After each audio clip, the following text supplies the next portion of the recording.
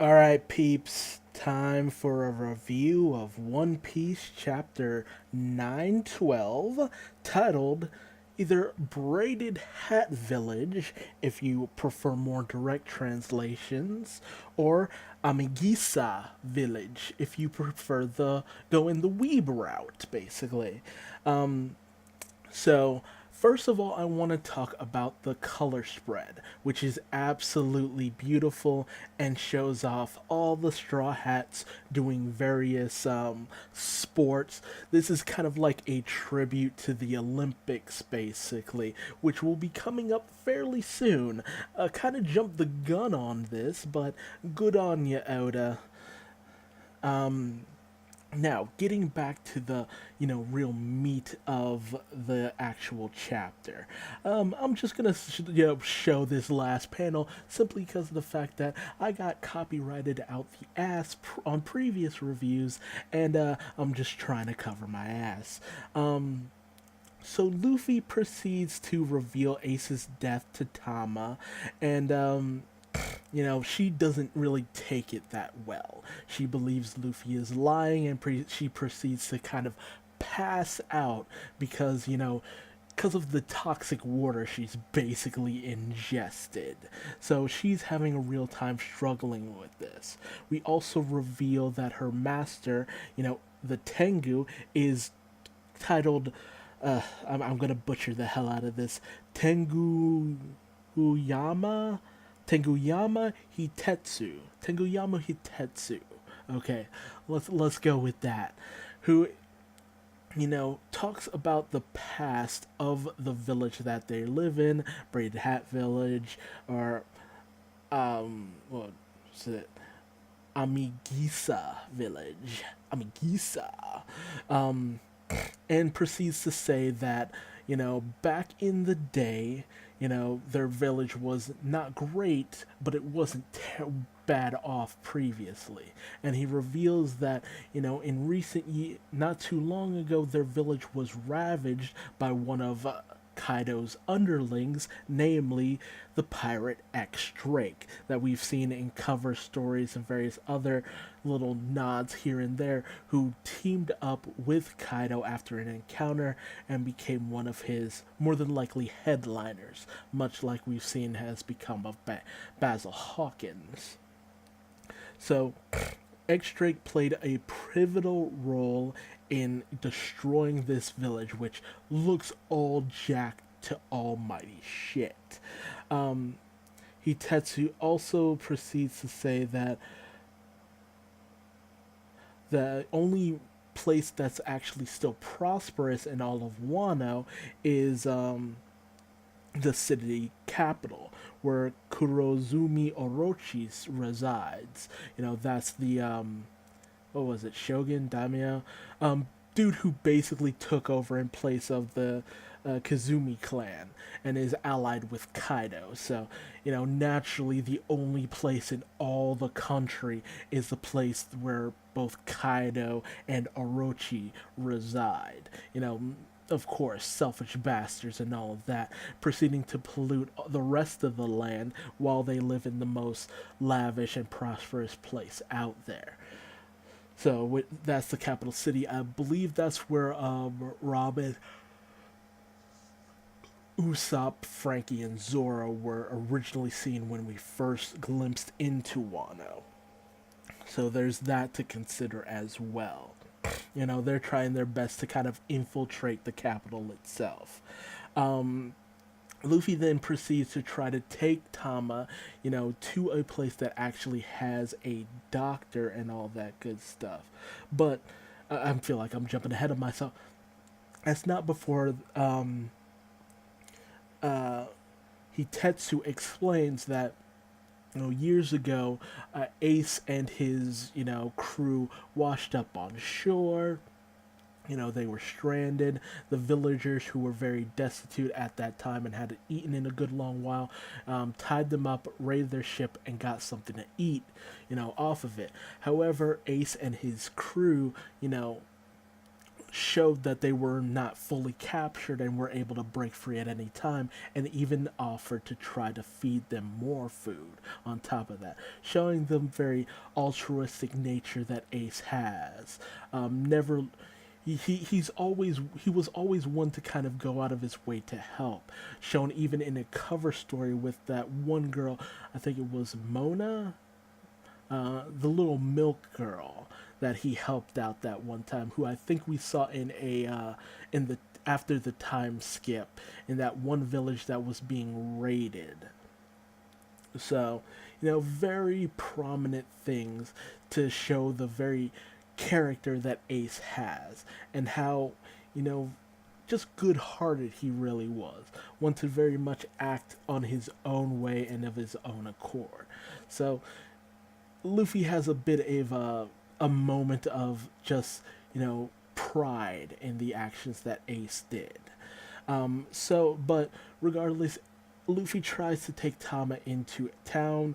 Hitetsu doesn't go with them, mainly because, well, with his appearance and all, he wouldn't be very much welcomed in a common city, which is kind of understandable because he's a friggin' Tengu.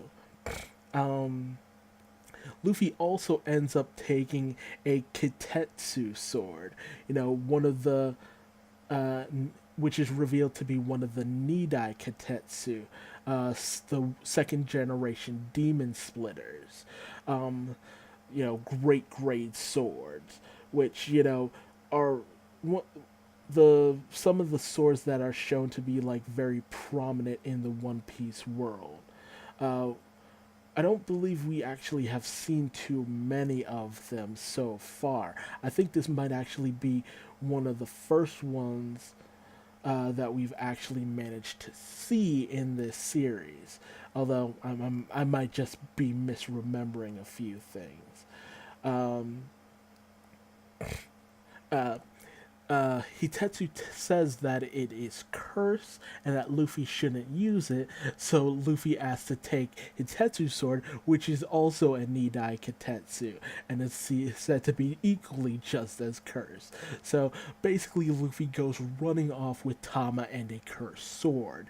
He rides on the dog lion into town. However, as the further they go, they end up seeing a bit of a sight. After Tama wakes up, denies the fact that Ace is dead, kind of berates Luffy, believing that he is lying. Very typical stuff of someone who was just so bluntly told someone she cared about had just died like it was nothing. Luffy cares very much for Ace, but he's gotten over it, so he has no tact in showing to show to other people.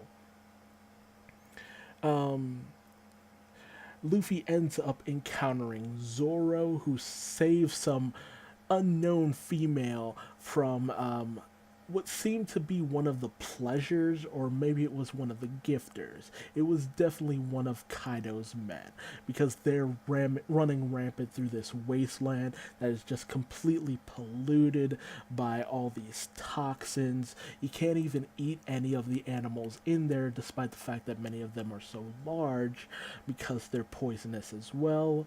Not to mention, none of the common folk would go anywhere near that place or anywhere near those monsters, because a lot of the samurai who could defeat those monsters or capture them to be eaten have all been captured. So you can see that Kaido and Orochi have left the populace in a pretty much completely defenseless state, basically. You know, bringing over their rule uncontested. Though who would actually go up against Kaido is, kind of unknown considering who he is. Um, we also find out that Zoro, after he reunites with Luffy, has reacquired Shisu, Shusui, Shusui. Ugh, I'm so terrible with names. Um, and they also encounter Basil Hawkins, who proceeds to tell everyone that Zoro is the wanted criminal, Zoro, still going under that alias. Hawkins doesn't recognize Zoro so much, but he recognized Luffy from Jump, realizing who he is and the fact that they need to take him down on behalf of Kaido. So, a nice little confrontation with one of the supernovas going on here. It'll be good to see what Basil Hawkins can do in a fight. Maybe we'll learn a little bit more about his devil fruit ability. Maybe this will be a very similar situation as per Trafalgar Law. I'm very much wondering if we'll still follow that pattern of Luffy teaming up with supernovas.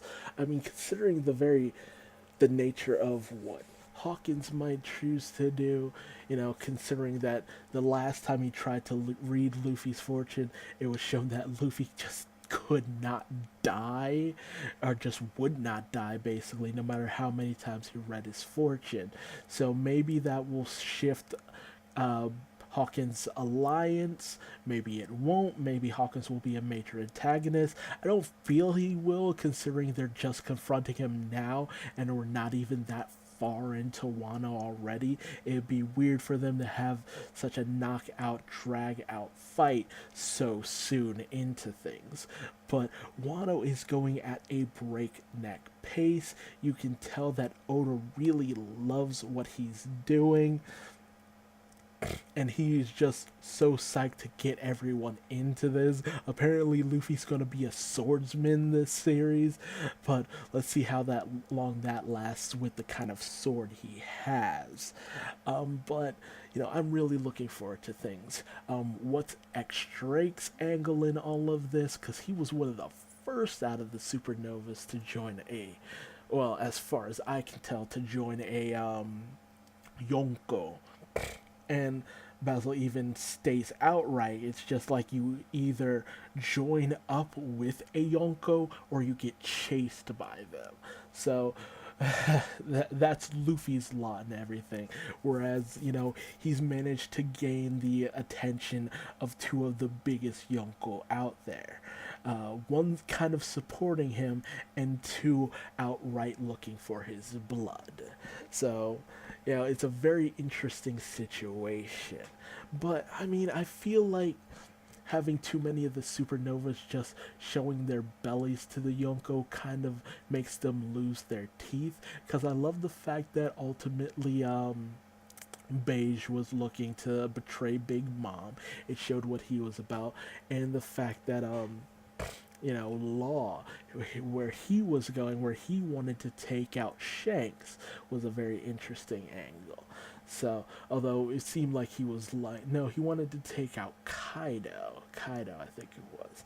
So it's very interesting angles that a lot of them are playing. So I can't buy into any of them truly siding with the Yonko. But this video has gone on long enough. Tell me your thoughts in the comments below. And if you liked anything I had to say in this video, leave me a like. If you hate my videos, feel free to leave me a dislike. It's your choice. Go for it. And subscribe for more One Piece, which will be on break next week. However, it'll resume with a double issue, which, damn, Oda, you gotta be okay, man? Like, dude. But regardless, thanks for joining me, and I'll see you next time. Take care.